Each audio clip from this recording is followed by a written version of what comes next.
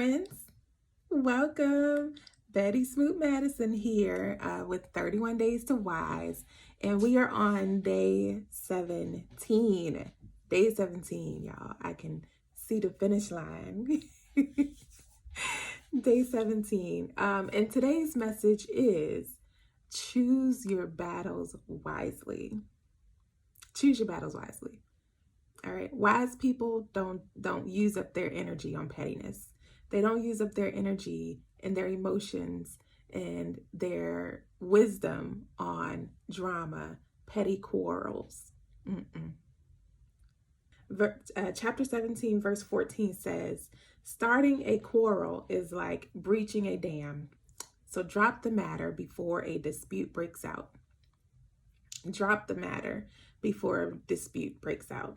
Before it turns into something that you weren't expecting, before it turns into something bigger than what you can handle. Sorry, the unwise will stir up things that they are not prepared for or are not equipped to fight for. They are not prepared to put the fire out. They're not prepared to stop the flood, but they are the ones that's constantly causing it.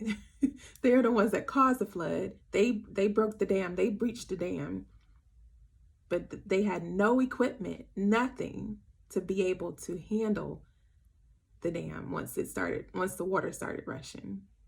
So the waters just took them over. They weren't equipped for it. They like poking. They like stirring things up, but are ill prepared to handle the consequences of it. They have nothing. They just go around starting little fires. They go around starting little fires everywhere and are not prepared to distinguish those fires at all in any sort of way. A lot of folks just like to stir up petty drama. That's what quarrels are. It's just petty drama. They like to stir them that has no significance whatsoever. None. It doesn't. The issue that they are quarreling over has no significance. Doesn't matter. They gossip, and the unwise gossip and spread false information because they like to see quarrels. They like to see fighting. They like to see drama. They like to go around just sniffing out information just so they can start drama with it. They go looking for little pieces of information. Have y'all ever seen people that just go around from person to person, like asking them questions about situations that ain't got nothing to do with them, has absolutely nothing to do with them, but they go around from person to person trying to find info just so they can come back and gossip about it and start drama about it. Girl, ain't nobody got time for it. The wise does not have time for it. These are people that just like to entertain themselves. They like to entertain their own boredom. The wise gets no gratification out of drama, beef, negativity. The wise does not, they don't relish in it. They don't relish in gossip. They get no gratification in sitting around talking about people. The foolish likes to air their opinions. That's what the Bible says. The Message version says that fools just run off at the mouth. Fools just run off at the mouth. I told y'all the Message version just gives it to you straight. Okay, so if you wanna understand the Bible clear cut, just go to the Message version because it gives it to you straight. It says fools just run off at the mouth. That's hilarious. But they never seek true understanding. Never seek true understanding. And the Message version also says, do the fool a favor and gag them. Do the fool a favor and gag him. Do us all a favor and gag them. Because they just create unnecessary drama and battles that no one wants to fight. In these types of battles, there really are no winners. So you're just expending energy for nothing. You're just it's like spinning your wheels and getting nowhere. These little petty battles and quarrels there are no winners. So it's an unnecessary battle that you end up being burnt out, drained, tired, and possibly scarred for nothing. And it gains you nothing. The foolish person, they create dissension. They live off of this.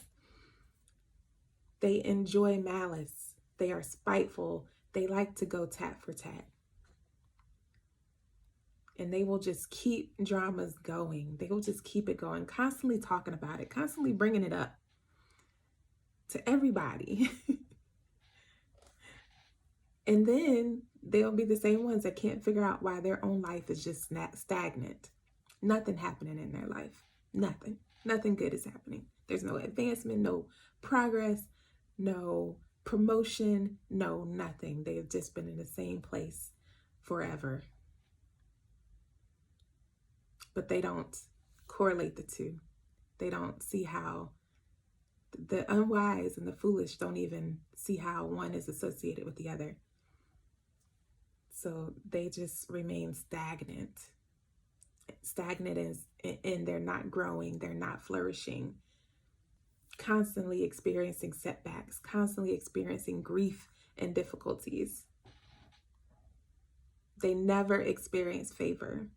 Listen, when you experience favor and supernatural advantage, you stay on the course because you just want to continuously experience that. You just want to continuously experience the goodness, the small things and the big things. When you're wise, you continuously experience favor, and you don't want to lose that. There's no going back. Once you've experienced favor, there is no going back, because favor comes to you easily, effortlessly. It comes to you without you having to do barely anything. You can just think of something that you want and it will come to you. That's favor. Once you experience God's supernatural advantage, there's no turning back. You don't want to go back. You don't want to go back to the pettiness. You don't want to go back. There's nothing like favor. There's nothing like God's advantage. You see doors open for you that will never be open for anyone else. 5 million people will walk by a door and that door will not open. But you will come along and that door will open gracefully. Gracefully. And you just walking along minding your business. Not even thinking about a door opening. But they just open. Right? That's favor. Like, that's the favor that I want to experience continuously every single day. Once you experience that, there's no going back. The wise, however, will participate in good trouble. Now, the wise don't mind using their energy. Come see me when there's good trouble to stir up. That's when you come see me. That's what I like to be a part of. Good trouble. The wise is eager for justice. The wise are eager for peaceful resolution. They want to see resolution in a situation, not continuous dissension. They want to see resolution. The wise will speak up and speak out against evil and wrongdoing. They speak up and speak out against wrongdoing and evil and malice and malicious behavior. That's when the wise will speak up. All this other stuff, ain't got time for it. Don't have time for it. The wise stirs up good trouble.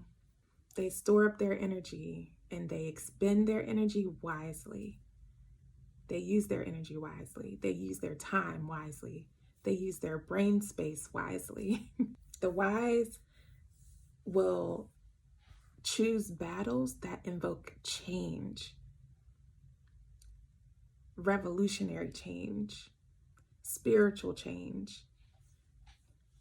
The wise spends their energy on battles that will help build nations or make nations better.